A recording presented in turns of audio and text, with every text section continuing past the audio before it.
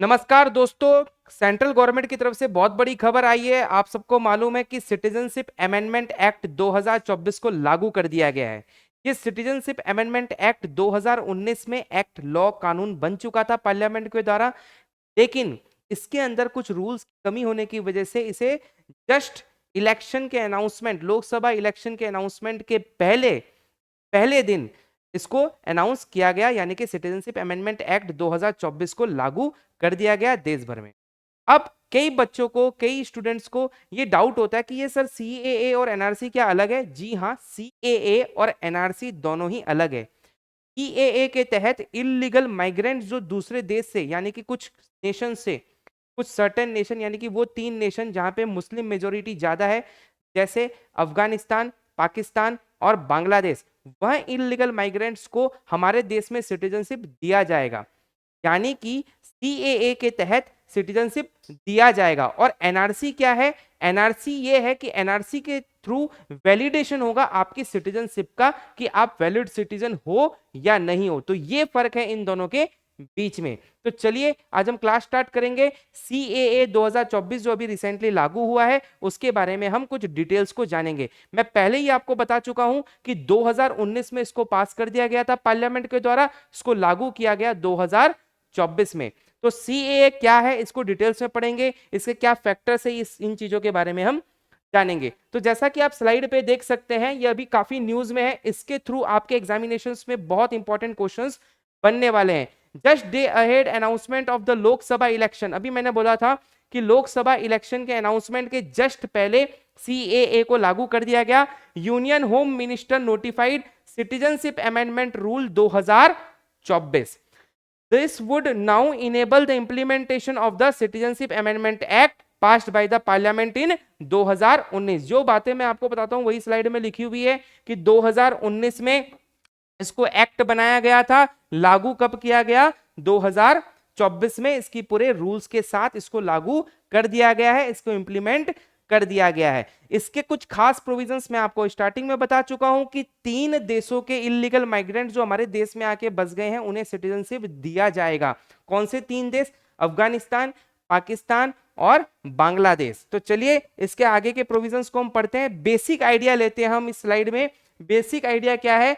CAA 2019 aims to amend the citizenship act 1955, जो कि हमारे देश में, हमारे संविधान में इसके प्रोविजंस के बारे में लिखा गया है। Citizenship act 1955। तो 1955 जो है ये सिटीजनशिप एक्ट बना था कि उसमें कई सारी चीजें हैं, जैसे नेचुरलाइजेशन के थ्रू सिटीजनशिप मिलेगी, बर्थ के थ्रू सिटीजनशिप मिलेगी। तो सिटीजनशिप के जितने भी प्रोविजंस है वो सारे के सारे प्रोविजंस सिटीजनशिप एक्ट 1955 में लिखा गया है। ये उस समय लागू हुआ था, तो उसी को अमेंड किया गया है। जब भी कोई संविधान की चीज को अमेंड करते हैं तो कॉन्स्टिट्यूशनल अमेंडमेंट एक्ट पास होता है। To grant Indian citizen to specified categories of the illegal migrant. कौन से इलीगल माइग्रेंट? 3 देशों के इलीगल माइग्रेंट, अफगानिस्तान, पाकिस्तान और बांग्लादेश। यानी कि नॉन मुस्लिम्स को ही सिर्फ इसमें नागरिकता दी जाएगी, सिटीजनशिप दी जाएगी। वो कौन कौन से कैटेगरीज है? सीएए टारगेट सर्टेन कैटेगरी, सिर्फ इन लोगों को। कौन से? Hindu, Sikh, Buddhist, Jain, Parsis and Christian, जो कि माइनॉरिटीज में है। मुस्लिम्स को इंक्लूड इसमें नहीं किया गया है। ये मैं बार बार आपको रिपीट कर रहा हूं। इलीगल माइग्रेंट्स है अगर ये लोग, कौन लोग? Hindu, Sikh, Buddhist, Jain, Farsi and Christian. और इलीगल माइग्रेंट किन 3 देशों से? आपको याद हो चुका है ये, Afghanistan, Bangladesh and Pakistan. Making them eligible for the Indian citizenship. तो इंडियन सिटीजनशिप इनको मिल जाएगी अगर ये माइग्रेंट्स है। लेकिन माइग्रेशन की यहां पे डेट भी दी गई है। वो डेट कौन सी है? प्लीज आप लोग सब याद रखें, 31 दिसंबर 2014। यानी कि 31 दिसंबर 2014 के पहले अगर ये इन्होंने इंडिया में एंट्री ली है तो ही इनको सिटीजनशिप मिल पाएगी। सिटीजनशिप ऑनलाइन रजिस्ट्रेशन चालू हो चुका है। चलिए आगे बढ़ते हैं। ऑब्जेक्टिव, अब हमने एम पढ़ा, आइडिया लिया, अब हम ऑब्जेक्टिव पढ़ेंगे। ऑब्जेक्टिव क्या है? The primary objective to facilitate citizenship क्या है? मैंने स्टार्टिंग में बताया, सीएए का काम है सिटीजनशिप देना, और एनआरसी का काम है सिटीजनशिप को वैलिडेट करना। ये दोनों फर्क है, ये कंफ्यूजन बहुत बच्चों को रहता है, मेरे को क्लास में काफी बार ये क्वेश्चंस पूछे गए हैं। Facilitate citizenship for the non Muslim immigrants, कौन से, सिर्फ और सिर्फ Hindu, Sikh, Buddhist, Jain, Parsi and Christian, इन लोगों को ही नागरिकता दी जाएगी।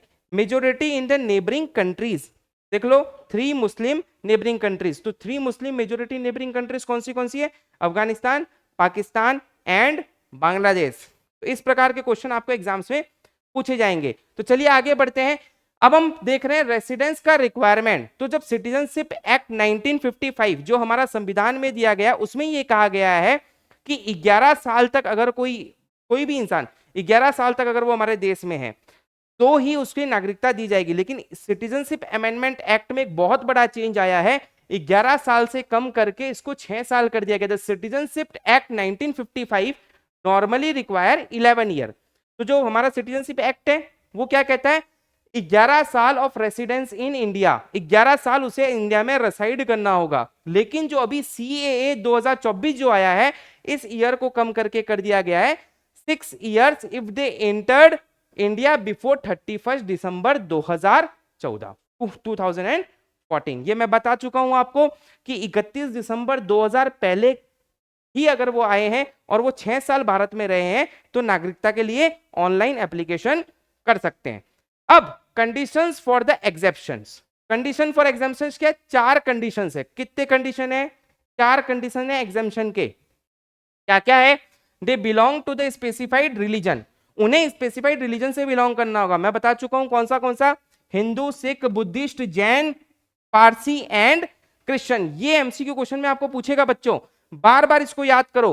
कौन से स्पेसिफाइड रिलीजन है, Hindu, Sikh, Buddhist, Jain, Parsi and Christian. Please remember they hello from, 3 he country से वो आए हुए होने चाहिए इलीगल माइग्रेंट। कौन सी 3 कंट्री, अफगानिस्तान, बांग्लादेश और पाकिस्तान। अब इसमें आपको श्रीलंका भी दे देगा ऑप्शन में, तो वहां पे आप गलती करके मत आना। दे एंटर्ड इंडिया ऑन और बिफोर 31 दिसंबर 2014, 31 दिसंबर 2014 का क्वेश्चन आपको परीक्षा में पूछ सकते हैं कि एंट्री की डेट क्या थी, एंट्री के पहले की डेट क्या थी, तो टिल 31 दिसंबर 2014। अब लास्ट जो पॉइंट है अपना, पॉइंट नंबर 4, ये बहुत इंपॉर्टेंट है। न्यूज चैनल वाले इतने डिटेल में नहीं बताते, इसलिए हम टीचर्स बताते हैं ताकि आप एग्जाम पॉइंट ऑफ व्यू से पढ़ो और एमसीक्यू सॉल्व करके आओ। ध्यान देना बच्चों, they are not in certain tribal areas. ये जो सिटीजनशिप दी जा रही है CAA के तहत, वो इन पर्टिकुलर ट्राइबल एरियाज में नहीं रेसाइड होने चाहिए। कौन से, लाइक आसाम, मेघालय, मिजोरम एंड त्रिपुरा, जो कि हमारे संविधान के 6 शेड्यूल में दिया हुआ है। सर संविधान का 6 शेड्यूल क्या है, ये शेड्यूल 6 शेड्यूल ये कहता है कि ये ट्राइबल एरियाज आसाम के, मेघालय के, मिजोरम के और त्रिपुरा के अपने अलग रूल्स कानून बना सकते हैं, अपनी सेपरेट डिविजन्स बना सकते हैं और उसको रेगुलेट कर सकते हैं like a government, like a local government. Understood the point. अब ये 6 शेड्यूल को याद कैसे रखोगे, ये तो सर याद करना इतना इजी नहीं है। देखो, they are not in certain tribal areas. कौन से ट्राइबल एरियाज, 6 शेड्यूल वाले ट्राइबल एरियाज। तो आप इसको याद कैसे रखोगे, देखो यहाँ पे लिख लो ATM मशीन सबको पता है। तो देखो ए से बना तुम्हारा आसाम, T से तुम्हारा बना त्रिपुरा, याद हो गया। M से 2 याद रखोगे, मिजोरम एंड मेघालय। बोलो 6 शेड्यूल में कौन से ट्राइबल एरियाज है, ATM, A से बना आसाम, T से बना त्रिपुरा और M से 2 बने कौन से, मिजोरम एंड मेघालय। तो 6 शेड्यूल इस कैटेगरी में इंक्लूड नहीं, माने इस 6 शेड्यूल में जो ट्राइबल एरियाज में जो रेसाइड कर रहे हैं उन्हें CAA के तहत अगर वो इलीगल माइग्रेंट है भी तो उन्हें सिटीजनशिप नहीं मिलेगी। अंडरस्टूड द पॉइंट, ये पॉइंट ये है।